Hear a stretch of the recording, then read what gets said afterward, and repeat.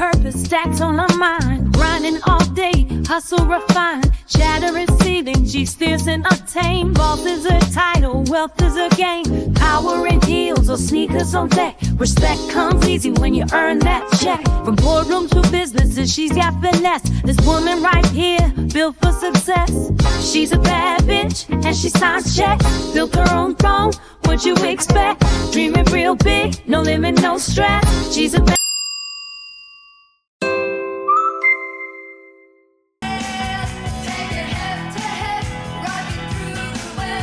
Hello, Confidant community, high earning women community. Welcome to the podcast.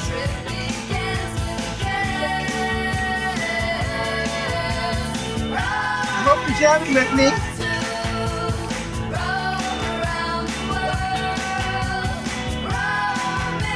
Now, this is a show where we make financial conversations accessible.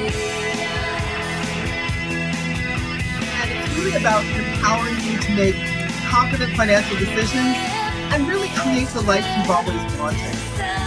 Now, I'm your host, Jackie Porter, and I'm thrilled to have you join us today. I don't know how many of you even know this. Anyway, our mission is simple on this show, and it's to give high-earning women the tools and the inspiration to really take control of their finances and design that life that they truly love. We've been listening to the groovy sounds, so thank you for joining me over there, Areta. The groovy sounds of the B-52s, and the song is Growing. This is actually such an amazing song. I brought it out because it reminded me of my teens when times felt a lot more carefree. So I thought this would be a really great song to bring out for our episode today, just on self-care through travel. I don't know how many of you have heard this gem. I saw you actually over there, Areta, grooving to it. But anyway, I wanted to specifically talk about today how short trips or micro vacations to faraway places can be a powerful antidote to burnout. We're going to be exploring how travel can not only enrich your life, but also support your financial and your professional success. And I am so excited to welcome our guest, Areta Lloyd. She's an estates trust and capacity lawyer with Dixon Appel, LLP. And she actually has a really unique perspective on how travel can recharge your energy and enhance your performance, especially in a demanding industry like law, or maybe if you're a business owner.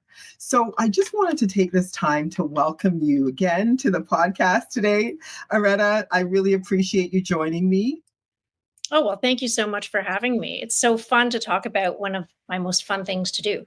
Yeah, I'd love for you to share your career journey, maybe the journey you've achieved as a high-earning professional. I know the law is fun. It's got lots of journeys and ups and downs. So I'd love to hear what your experience has been. And then, of course, I want to know all about the travel. It's so fun. Okay, well, I mean, I started law. This is my...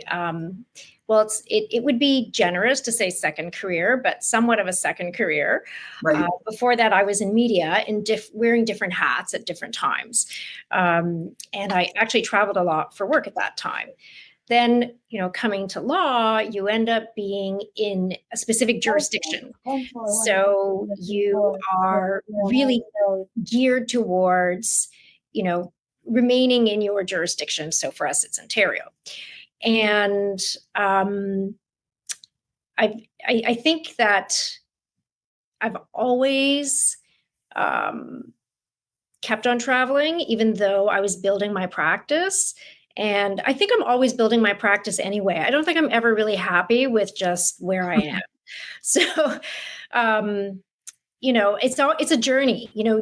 Achieving that success is a journey, and one year you may say, oh, I'm going to achieve this amount because that seems really big for you. And then next year, I'm going to achieve double. And, you keep going with that. So I would say it's a journey.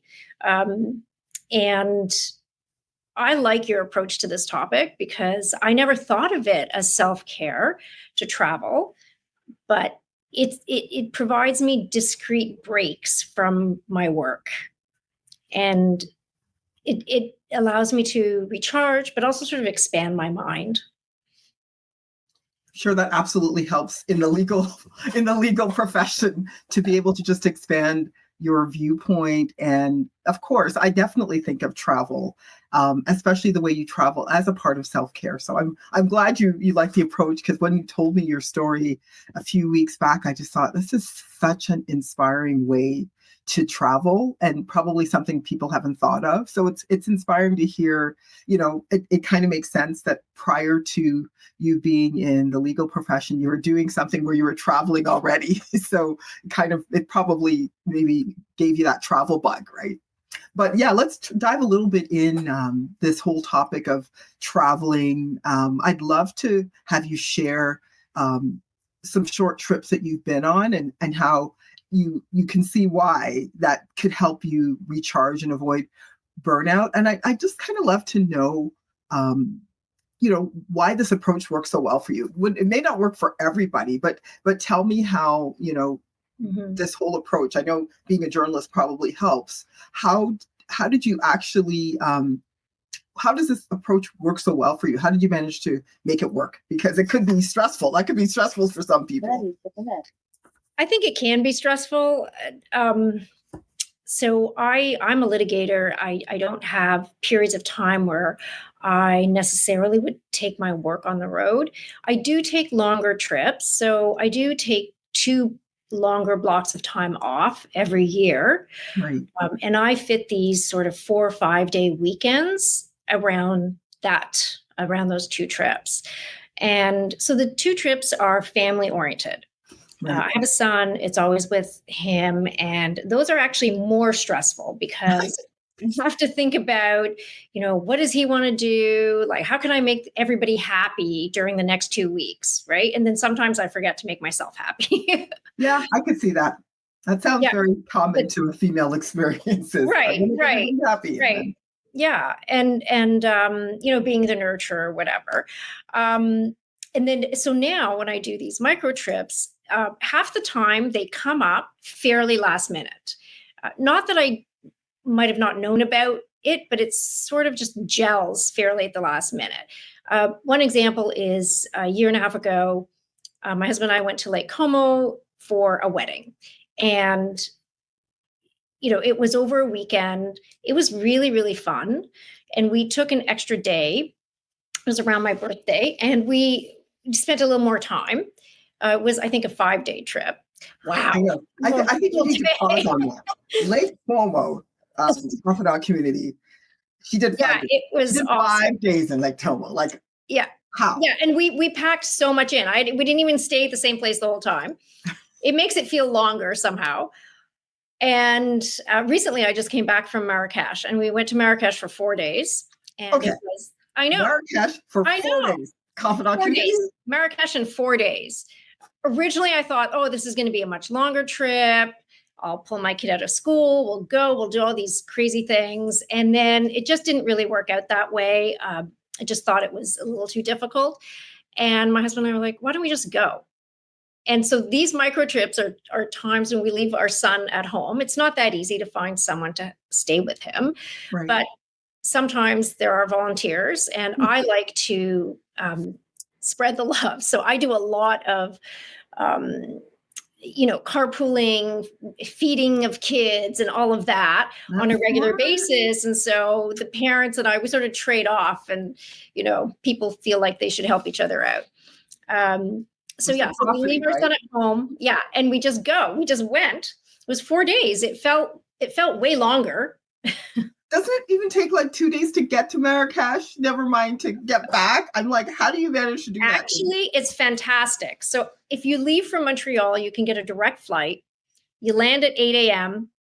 and you start your day. The first thing you should do is go for a hammam. And you will feel like new.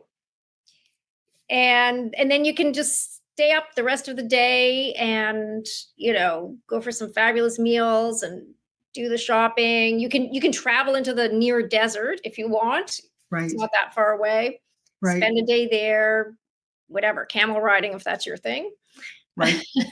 I'm just thinking, you need the book on the 4-day micro travel to faraway places. Oh, I have all these trips I want to do for 4 days, right? Right.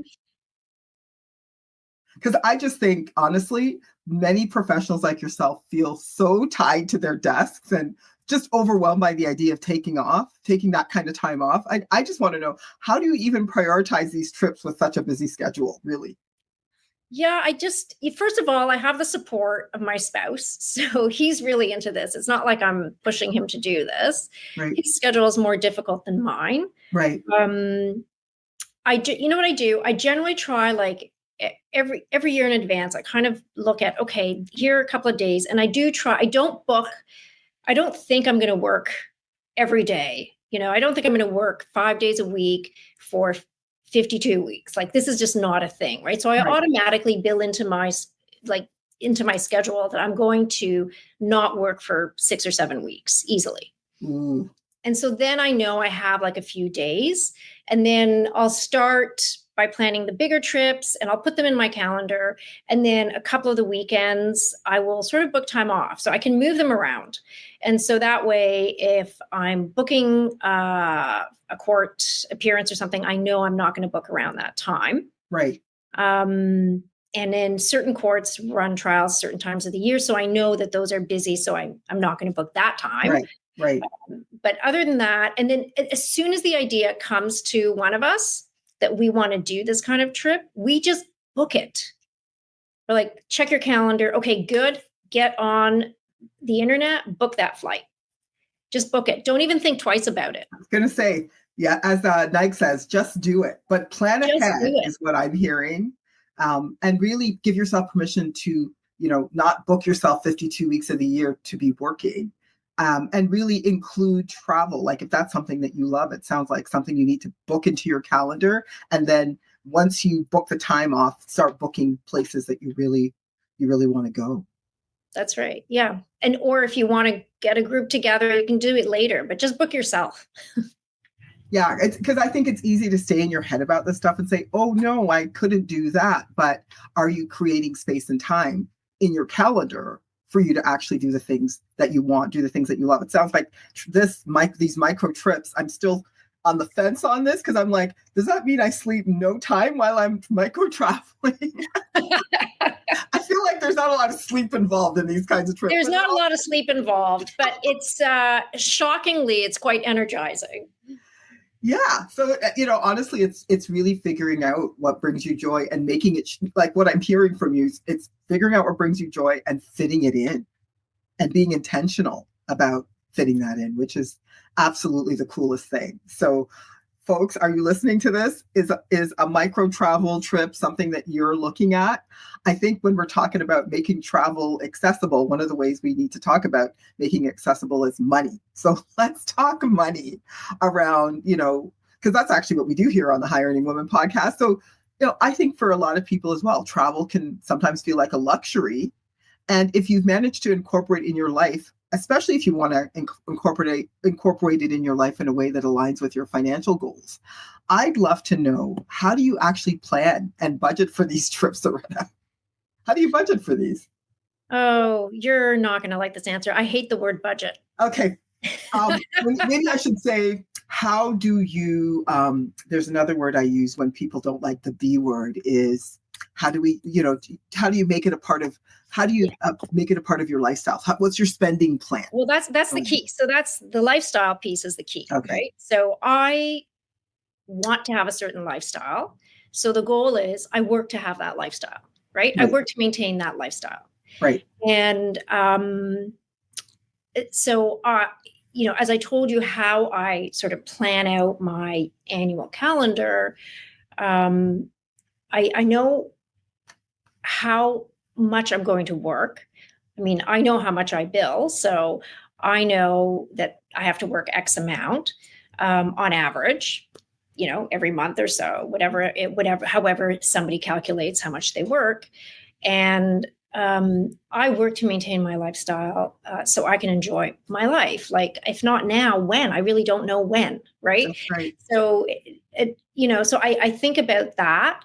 And so I don't have to really budget for it because I'm already achieving that financial payday in my planning. Like, I know how much I'm going to be working. Right. So I actually don't worry about it too much. I think where my budgeting really comes in is not like, can I afford to take this trip? It's more about what am I going to afford? What am I going to choose to pay for on this trip? So thankfully, I actually really like, local boutique hotels. Right. So I don't stay at the Four Seasons or at the Amman resorts. I will book boutique hotels, but they're not cheap either. So, Right. I didn't think so, but I was like, well, you are and going. I have a rule that I will not stay somewhere that's not at least as nice as my own house. I have the same rule, actually. Yeah. So, I mean, please, if you're going that far away, so that, but I really like it. I've met so many incredible people, including incredible women entrepreneurs at these hotels and other people. It's really nice. And so that's kind of how I think about it. I think about, well, what am I going to spend money on? So it depends on what it is, right? Like maybe I'm going there for a particular thing. Like maybe I'm going to the Faroe Islands for 4 days because I need to go to that one Michelin star restaurant. Right. It's at the tip of the world, right? So maybe I'm going to splurge on that, and splurge on getting there. Maybe I'm not going to splurge on something else. I don't know. Maybe I'm going there just to go shopping. Right? Maybe I'm doing a shopping trip, so I might scale back somewhere else. Right. I'm not the scaling kind, though. I kind of, as I told you, I approach this with, I'm going to make a certain amount of money and I'm going to spend a certain amount of money on myself this year. And that's how I do it. And I trust that I will do it and I will achieve it. And I just every day, that's what I work for. Well, that actually is a spending plan because you know how much you're going to earn.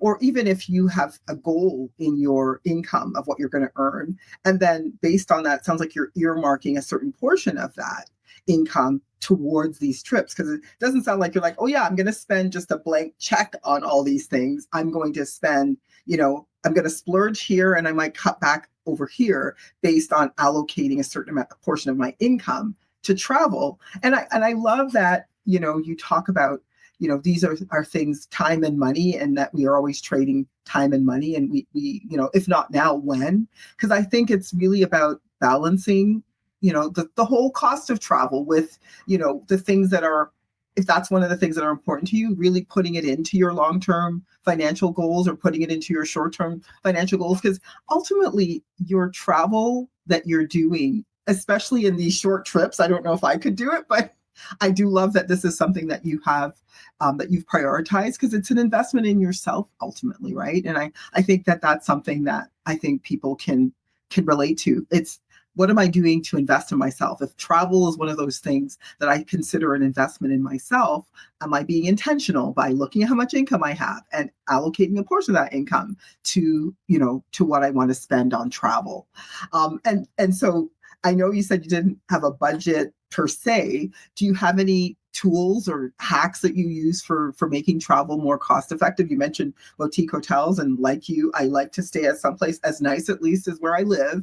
Anything you do in terms of travel hacks or resources that you have that you can recommend to our community? Oh my gosh, I don't know. I really. How do you what websites do you use, or how do you well, I do have a website I can recommend. Mm-hmm. So I've been a member of Tablet Hotels for a really long time. Okay. And I love them. They are a terrific resource. So they have everything from high to low. Okay. But they're so design conscious and they're so interesting. A lot of the places they choose have curators or cultural curators at the hotels, and it's really nice, and you get very, very high-end personalized service, I guess, depending where you stay, but those are the ones I choose. And you said Tablet, it's called Tablet? Tablet, yes. And as a matter of fact, they were bought by Michelin Guides a couple of years ago. Oh, okay. Mm-hmm. So they probably cross market. Of course they do. Yeah.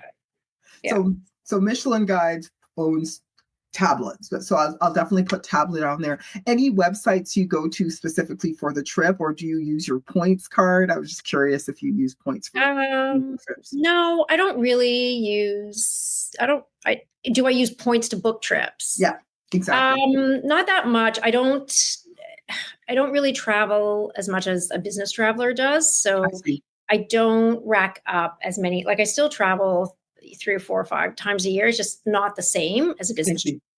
I see. But am I going to use my points? Yes, I'm going to use the points I have now, probably for a trip to Japan, which is a longer trip.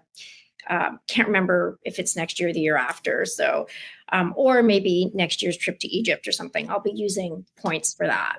So you kind of rack up your points. I rack them up. Yeah, I don't really, I'm not one of those people that is like, just like I'm not really fussed about budget. I'm not really fussed about points. Like there are people who are extremely savvy about points and how to get bring the most points out of a trip and all of that. I'm really not.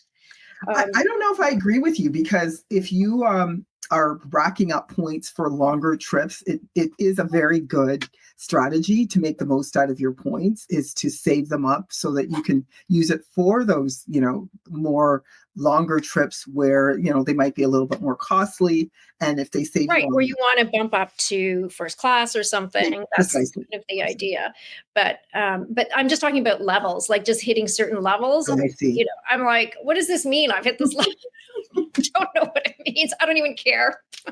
Well, honestly, I just find like why I think this podcast particularly will resonate for people is going back to that whole permission thing of just, okay, if travel's important to me, fitting it in, creating the time, investing in myself. I think these are crucial. So, there's different ways to save, and one way is to invest, right? And it sounds like travel for you is definitely an investment in yourself, and it helps in a lot of ways. And I was wondering actually if these trips also influence your work life.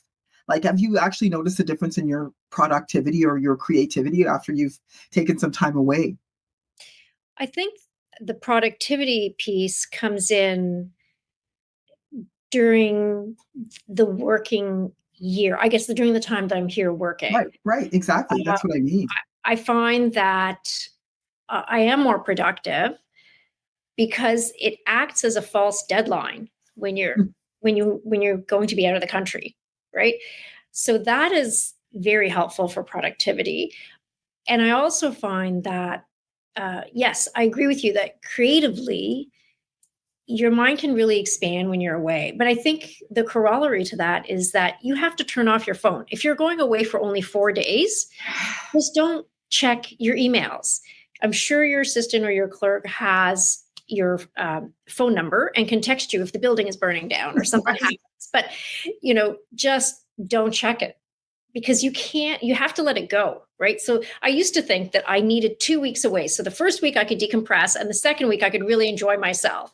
But it's totally not true. I'm listening. I'm like making notes. It's totally not true, because 4 days and you can be decompressed. You can just live in the moment and be present, and, just don't check your email. Yeah, that's actually such a great point. I think for a lot of listeners that will really resonate is, don't check your emails. Do you really need 2 weeks to decompress if you're spending the first week checking your emails and going, oh my God, I hope the building doesn't burn down? And then you're like, okay, finally I can start resting. And then it's time to come back, right? Maybe just bypass all of that. And as you said, that short trip forces you to create a false deadline. And I love that. I think that's an amazing point for people to think. Do you need to give yourself permission to create a deadline that's just specifically for you and care for you around the things that you're prioritizing in your own life? Are you not prioritizing yourself? Maybe that's the deadline that people need to set, whether it's a 4-day trip or something else, but creating deadlines for yourself. And if not, when? I just love that. I would love as well, Areta, for you to talk about anybody who's listening who might be intrigued about some of the things we just talked about, but they're not sure if they're ready to start. What advice would you give to a busy professional like yourself, considering travel as a part of their self-care routine? And I love the deadline piece. Anything else you would recommend? Um, oh gosh, I don't know. I mean, I think you just have to do it. And, you know, I think it doesn't matter if you go by yourself or you go with someone else. Maybe what you have to do is find something that is an activity. So maybe you're going to go skiing for 3 days somewhere out west. Go do a ski clinic if you're going by yourself so that there are other people there, right? Just indulge in an activity that is at that travel destination. And or go do something like go see a concert or go see some art opening, something that is unusual and unique. I have a friend that travels specifically to eat at Michelin star restaurants. Ooh, I love that one. Yeah, and she lives in New York, and her best friend lives in San Francisco, and they meet at the destination, and they're there for 3 days or 2 days. And of course, this requires planning because those reservations are very hard to get, and you have to call at a certain time on a certain date. So that's their kind of fun travel, micro travel thing. And so they plan that, and it takes advanced planning. So find something you like to do, whether it's to eat or to ski. I could do that. I'm making a note of that. Maybe I could micro travel specifically for that to a destination far away. I could see that happening. Yeah. So, it's things to do, or go, there's like a migration of manta rays, go scuba dive for like 3 days with the manta rays. I don't know. Yeah. So it sounds like to me, what activity would you get excited about in the place that you're micro traveling to? Book around that, whether you're doing it with someone else or on your own. What would get you excited about micro travel, and then book from there. And I'm starting to get excited about these Michelin star trips to great restaurants. So thank you. That's actually the hack I've taken from here. Now, I would love to know a trip that you're planning on going next, or even one that you'd recommend, like based on places you've gone. Okay. Where would you recommend people go for a micro trip that you've gone to that was awesome? I would recommend Porto. I've always wanted to do a 4-day girls' weekend in Porto. I think certain times of the year, Air Canada flies direct there. I'm not sure when, probably in the summer. Right. And it's got food, it has culture, it has music, it has beautiful artisanal crafts people. So it's shopping. It's got the Douro Valley close by, so you can go there for a day. It's the perfect place for 4 days. And then the other place I think is great, and it's really easy as well because it's a 5-hour flight, is Dublin. That is like a really great romantic escape, I think. I didn't know that Dublin was only 5 hours away. That's helpful to know. Or you could go to Marrakesh. You know what? Not that far. Okay. It's an overnight flight. You'll be okay. Okay. Marrakesh is how far? I don't know how long the flight is. I mean, is it 7.5, 8 hours, something like that? Right. But you know what? It's overnight. So, take a pill, sleep, get up at 8, go for your hammam, and then go to the souk, have a great time. All right. Honestly, I feel like we have to wait till your blog comes out or something so we can get you're going to have to, because I feel like this could be this whole thing, like this whole micro travel movement that Areta, you could be responsible for. So I'm looking forward to hearing more. And, I know that our community will definitely want to circle back to you and get more details.